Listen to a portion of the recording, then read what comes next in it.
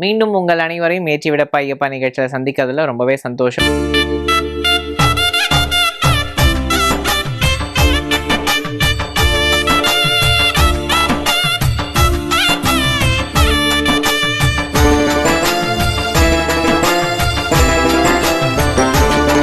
ரொம்பவே அற்புதமாக போயிட்டுருக்க நம்ம ஏற்றி விடப்பா ஐயப்பா நிகழ்ச்சியில் ஒவ்வொரு நாளும் சபரிமலையை பற்றியும் ஐயப்ப சுவாமி பற்றியும் பல அரிய தகவல்களை நம்ம தெரிஞ்சுக்கிறோம். இந்த சபரிமலை யாத்திரைக்கு செல்வதற்கு முன்னாடி நம்ம கடைபிடிக்க வேண்டிய விஷயங்கள்லாம் என்னென்ன, நம்ம எந்த மாதிரியான விஷயங்கள் எல்லாம் தவிர்க்கணும் இந்த பிரம்மச்சரிய விரதத்தை நம்ம கடைபிடிக்கும் பொழுது, இந்த விரதத்தை நம்ம கடைபிடிக்கிறதுனால நமக்கு ஏற்படக்கூடிய நன்மைகள் என்ன அப்படின்றத நம்ம தெரிஞ்சுட்டு வந்துட்டு இருக்கோம். அந்த வகையில் இன்னைக்கு நான் உங்களோட ஷேர் பண்ணிக்கக்கூடிய ஒரு இன்ஃபர்மேஷன் என்னன்னு பார்த்தீங்கன்னா, கடல் மட்டத்திலிருந்து சுமார் 914 மீட்டர் உயரத்தில் அமைஞ்சிருக்கு இந்த சபரிமலை. இவ்வளவு உயரத்தில் இருக்கக்கூடிய இந்த ஆலயத்தில் எந்த மாதிரியான பொருட்களை கொண்டு ஐயப்பனுக்கு அபிஷேகம் பண்ணுறாங்க அப்படின்னு பார்த்தோம்னா, 8 விதமான பொருட்களை கொண்டு அபிஷேகம் பண்ணுறாங்க. இதில் விபூதி, சந்தனம், பால், தேன், இளநீர், 1 ரூபா காயின், 108 1 ரூபா காயின், இந்த மாதிரியான ஒரு 8 விதமான பொருட்களால் ஐயப்பனுக்கு அபிஷேகம் பண்ணுறாங்க. இந்த அபிஷேகத்துக்கு அஷ்டாபிஷேகம்னு பேர். இந்த விரதத்தை எப்படி ஃபாலோ பண்ணுறதெல்லாம் நமக்கு சொல்லி கொடுத்துட்டுருக்கார் கலைமாமணி வீரமணி ராஜு அவர்கள். இன்னைக்கு என்ன விஷயம் நமக்கு சொல்ல போகிறார்? இந்த பெருவழி பாதையாக நம்ம சபரிமலைக்கு யாத்திரையை மேற்கொள்ளும் பொழுது நமக்கு ஏற்படக்கூடிய கடினமான விஷயங்கள்லாம் என்னென்ன அப்படின்னு சொல்லிட்டு இருக்கார். எரிமேலியை தாண்டி நம்ம ஒவ்வொரு மலையை கடக்கும் பொழுது நமக்கு ஏற்படக்கூடிய கடினங்கள்லாம் என்னென்ன அப்படின்றத நமக்கு சொல்லிட்டு இருக்கார். அந்த வகையில் கரிமலை, நீலிமலை, இந்த 2 மலைகளை தான் கடக்கிறது ரொம்ப கடினமான ஒரு விஷயம் அப்படின்றத இன்னைக்கு நம்ம சொல்ல போகிறார். அந்த இடத்துல நம்ம என்ன மாதிரி விஷயங்கள் எல்லாம் கடைப்பிடிக்கணும் அப்படின்றத வாங்க கேட்டு தெரிஞ்சுக்கலாம். சுவாமியே சரணமையப்பா, ஏற்றி விடப்பா ஐயப்பா தொகுப்பிலே நாம் எரிமேலி கடந்து அழுதை கடந்து காலகட்டிக்கு வந்திருக்கிறோம். ஒரு ரொம்ப பிரபலமான ஒரு பாட்டு இருக்குது, நீங்கள் கேள்விப்பட்டிருப்பீங்க.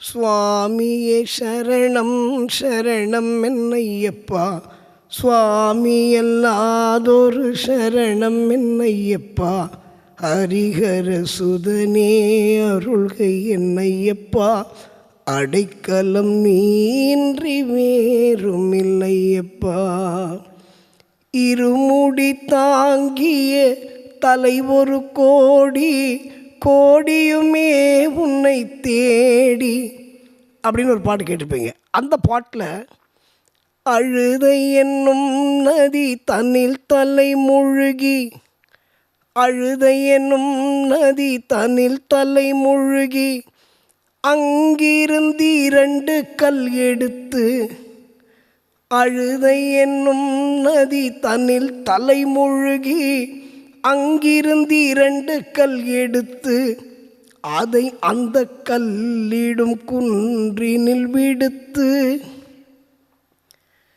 கரிமலை ஏறி ஹரஹர பாடி வந்தோம் ஆனந்தம் தொடுத்து, ஐயப்பா சுவாமி ஐயப்பா என் ஐயப்பா சரணம் ஐயப்பா அப்படின்னு ஒரு பாட்டு கேட்டிருப்பீங்க. ரொம்ப பிரபலமான பாடல்.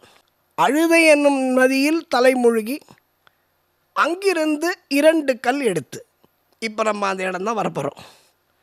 பெரிய பாதையில் ரொம்ப முக்கியமான இடம் அழுதை நதி. நான் இப்போ அழுதை நதி பற்றி சொல்லும்போது நான் ஏற்கனவே ஒரு நிகழ்ச்சியில் சொன்னேன் சமீபத்தில். அப்போது இந்த அழுதை நதியில் ஐயப்பன் ஒரு பாறையில் உட்காந்து தவம் பண்ணால் அதில் குறைஞ்சபட்சம் 1 நிமிஷமாக நீங்கள் உட்காந்து தியானம் பண்ணணும் அப்படின்னு. இது மகர மண்டல கால சீசனில் இது நடக்காத காரியம். ஏன்னா அந்த அந்த பாறையில் ஒரு ஆளுக்கு மேலே உட்கார முடியாது. ஐயப்பன் சின்ன பையன் அழகாக உட்காந்துட்டான், அதில் நம்மளால் இன்றைக்கி அங்கே உட்கார முடியாது. இதில் ஒன்று என்ன பண்ணுவாங்கன்னா, நம்ம மக்களை பொறுத்தவரை நம்ம ஏதாவது இது மாதிரி ஒரு இன்ஃபர்மேஷன் கொடுத்தா, இது உங்களுக்கு இன்ஃபர்மேஷன், இது நீங்கள் தெரிஞ்சுக்கணும்னு நல்ல விஷயம். அட்லீஸ்ட் அந்த பாறையை ஒரு தொட்டு வணங்கிட்டு போகலாம். நீங்கள் நாங்கள் எல்லாம் உட்காந்து தான் ஆவோம் அப்படின்னு சொல்லிவிட்டு நீங்கள் அதுக்கு ஒரு க்யூ நிற்க வச்சு அது ஒரு நசுங்கள் அப்புறம் அதில் யாராவது பாதிக்கப்படக்கூடாது இல்லை. அதனால் நான் நீங்கள் காமெடியாக எடுத்தனாலும் சரி, சீரியஸாக எடுத்தனாலும் சரி, அந்த பாறையை அப்படி தொட்டு வணங்கிட்டு அப்படி கிளம்பிடுங்க, அது போகும். ஏன்னா இந்த நேரத்தில் மண்டல மகர சீசனில் லட்சக்கணக்கான பேர் அழுதியை கிடப்பார்கள். அப்போ இந்த லட்சக்கணக்கான பேர் அழுதியை கிடக்கணும்னு அத்தனை பேர் அது மேலே உட்காந்துட்டு தான் வருவேன்னா வேலை ஆகாது. அதனால் தேவசிங் சுவாமிமார்கள் எல்லாம் இந்த விஷயத்தை எடுத்துக்கொண்டு அந்த பாறையை தொட்டு வணங்கிட்டு நீங்கள் கண்டினியூ பண்ணலாம். சரி, இப்போ கல்லிடங்குன்றுக்கு வருவோம். இந்த அழுதா நதி பக்கத்தில் ஐயப்பன் மகிழ்ச்சியை சம்ஹாரம் பண்ணான். இதில் பல பேருக்கு ஒரு சந்தேகம் வரும். எல்லா சந்தேகத்தையும் தெளிவு பண்ணுறதுக்கான நிகழ்ச்சி தான் சங்கரா டிவி ஏற்பாடு செய்திருக்கும் இந்த ஏற்றிவிடப்பா ஐயப்பா நிகழ்ச்சி.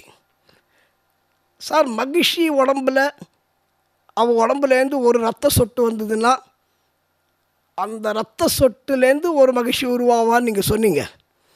ஆனால் இப்போ பார்வதியோட சூலத்தால் ஐயப்பன் வந்து மகிழ்ச்சியை சம்ஹாரம் பண்ணுறான். அப்போ அதுலேருந்து வர சொட்டில் என்ன பண்ண முடியும்னு நீங்கள் கேட்கலாம்.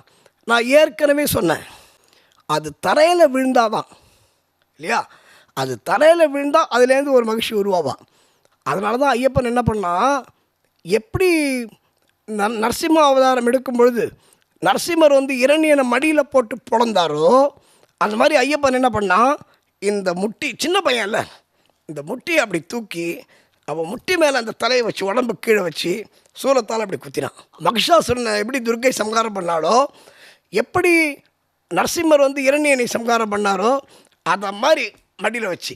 ஒன்று என்னென்னா, அவளுடைய வரம் அவள் உயிரோடு இருக்கும் வரை தான் அந்த ரத்த சொட்டுலேருந்து ஒரு மகிழ்ச்சி வர முடியும். இப்போ பேசிக் மகிழ்ச்சியோட உடம்பு, இந்த மகிழ்ச்சியோட உடம்புக்கு உயிர் போயிடுச்சு அப்படின்னா அந்த ரத்தத்துக்கு வேல்யூ இருக்காது. அப்போது இருந்தாலும் ஐயப்பன் அதுக்கு கூட ஒரு சான்ஸ் கொடுக்கூடாதுன்னு சொல்லிட்டு ஐயப்பன் இப்படி வச்சு காலை மடியில் அவளை வச்சு கழுத்தில் சூலத்தால் குத்தியதாக தான் ஐதீகம், வரலாறு. இந்த சந்தேகத்தையும் நீங்கள் தெளிவு பெற வேண்டும் என்று நான் கேட்டு, இப்போ கல்லிடங்குன்று என்ன சார், கல்லிடங்குன்று விசேஷம்? அழுதை என்னும் நதி தனில் தலை மூழ்கி அங்கிருந்து 2 கல் எடுத்து அதை அந்த கல்லிடம் குன்றினில் விடுத்து. சார், அது என்ன, எதுக்கு சார் கல் எடுக்கணும்? அழுதையில் குளிக்கிறவங்க 2 கல் எடுக்கணும். 2 கல்லோ 1 கல்லோ உங்கள் சௌரியம். அது மாதிரி இதில் இன்னொரு விஷயம் நான் பக்தர்களுக்கு தெரிவித்துக் கொள்கிறேன். நிறைய பேர் வந்து பம்பையிலேருந்தும் அழுதையிலேருந்தும் இந்த கல்லை எடுத்துகிட்டு வந்து வீட்டுக்கு வச்சுக்கிறாங்க. அது அங்கே இருந்துட்டு போகுது சார். இது வந்து உங்கள் சென்டிமெண்ட்டாக நீங்கள் வீட்டுக்கு வந்து வச்சுக்கணுன்னு ஆசைப்படுறீங்க. அது அவசியம் இல்லை. ஏன் தெரியுமா, ஒரு ஒரு வழக்கு உண்டு. எங்கள் குருசாமிங்களாம் சொல்லுவாங்க, சபரிமலைக்கு போனால் ஒன்றும் திருப்பி எடுத்துன்னு வரக்கூடாதுன்னு. இப்போது எங்கள் சாமிமார்களுக்கு ஒரு பெரிய சந்தேகம் வரும். ஐயோ, நான் நெய் விபூதி எல்லாத்தையுமே நான் எடுத்துன்னு வரேன் சார், தப்பா சார் அப்படின்னு கேட்கலாம். தப்பே இல்லை. ஆனால் ஒரே ஒரு தப்பை பண்ணாதீங்க. என்ன தெரியுமா, இன்றைக்கி வந்து சபரிமலையில் அபிஷேகம் பண்ண நெய்ன்னு ஒரு டின்னு வச்சு 50 ரூபா 100 ரூபாய்க்கு விற்கிறாங்க. அதை கூட வாங்க வேண்டாம்னு நான் கேட்டுக்கிறேன். ஏன்னா நான் இதுக்கு எகெயின்ஸ்டாக பேசலை. பிரசாதம் என்பது முக்கியம். நீங்கள் நெய் அபிஷேகம் பண்ணுறீங்களா, ஒரு சின்ன டப்பாவில் எடுத்துகிட்டு வந்து அந்த நெய்யை உடனே காலி பண்ணணும். இந்த நெய் சர்வரோகத்தையும் சர்வ தோஷத்தையும் போக்கக்கூடிய நெய். அதனால் நிறைய பேர் என்ன சொல்லுவாங்க, சார் ஊருக்கு போகிறோன்னா பிரசாதம் கேட்பாங்க, சார் நெய் வேணும் சார். இந்த நெய்க்கு ஒரு மகத்துவம் இருக்குங்க, அது சந்தேகமே இல்லை. சர்வ ரோகத்தையும் தீர்த்து வைக்கக்கூடிய நெய் ஐயப்பனுடைய நெய், அதுவும் ஐயப்பருக்கு அபிஷேகம் பண்ண நெய். அந்த காலத்தில் எதுக்கு சொல்லுவாங்க அப்படின்னா, சிவன் சொத்து குலநாசனம் அதெல்லாம் சொல்லுவாங்க. நான் அதை மாதிரி சொல்லி பயமுறுத்தலை. ஐயப்பனுடைய பிரசாதத்தை நிறைய பேர் எடுத்துன்னு வராதிங்க, வீட்டுக்கு எடுத்துன்னு வராதிங்க, வீட்டில் வச்சா நல்லா இருக்காது, வீடு நல்லா இருக்காது, இப்படிலாம் சொல்லுவாங்க. நான் ஏற்கனவே சொன்ன முதல் எபிசோட்லேயே, ஐயப்பன் மூட நம்பிக்கைகளுக்கு அப்பாற்பட்ட தெய்வம். ஐயப்பன் சித்தருக்கு மூட நம்பிக்கை கிடையாது, ராகுகாலம் கிடையாது, யமகண்டம் கிடையாது, அமாவாசை கிடையாது, பௌர்ணமி கிடையாது. அதனால் யார் என்ன பயமுறுத்தினாலும் நீங்கள் பிரசாதத்தை தைரியமாக வீட்டுக்கு எடுத்து வரலாம். நெய்யை வச்சு தைரியமாக உங்கள் குழந்தைங்களுக்கு கொடுக்கலாம், வயசானவங்களுக்கு கொடுக்கலாம், சர்வரோக நிவாரணம் என்று சொல்லி. இந்த கல்லிடங்குன்றில் எதுக்கு கல் போடுறது அப்படின்னா, அந்த மகிழ்ச்சியோட பூத உடல் பெருசாக இருக்குது, பயங்கர பெருசு. அவளோட ராட்சசியோட உடம்பு இல்லை, மிகப்பெரிய உடம்பு. இப்போது இந்த உடம்பு ஒரு குழியில் விழுது, அந்த குழியை மூடணும் இல்லை. அதனால் தேவர்கள் 33 கோடி தேவர்கள் எல்லாம் சேர்ந்து ஐயப்பன் உட்பட அந்த கல்லை எடுத்து போட்டு அந்த உடம்பை மறைச்சாங்க. இதற்கு பிறகு ஒரு முக்கியமான இடம் கரிமலை. இதை பற்றி நாம் நாளை சிந்திப்போம். ரொம்ப முக்கியமான மலை, அதை நாளை சிந்திப்போம் என்று சொல்லி, சுவாமியே சரணமையப்பா. நீலிமலை மற்றும் கரிமலையை கடக்கும்பொழுது நமக்கு ஏற்படக்கூடிய கடினமான விஷயங்கள் என்னென்ன அப்படின்றத இன்னைக்கு நம்ம தெரிஞ்சுக்கிட்டோம். அடுத்ததான் நம்ம பார்க்க போகிறது இசையமைப்பாளர் வித்யாசாகரோட இசையில சரிகமா ப்ரொடக்ஷனில் தயாரான ஒரு அற்புதமான பக்தி பாடலை கேட்கலாம் வாங்க.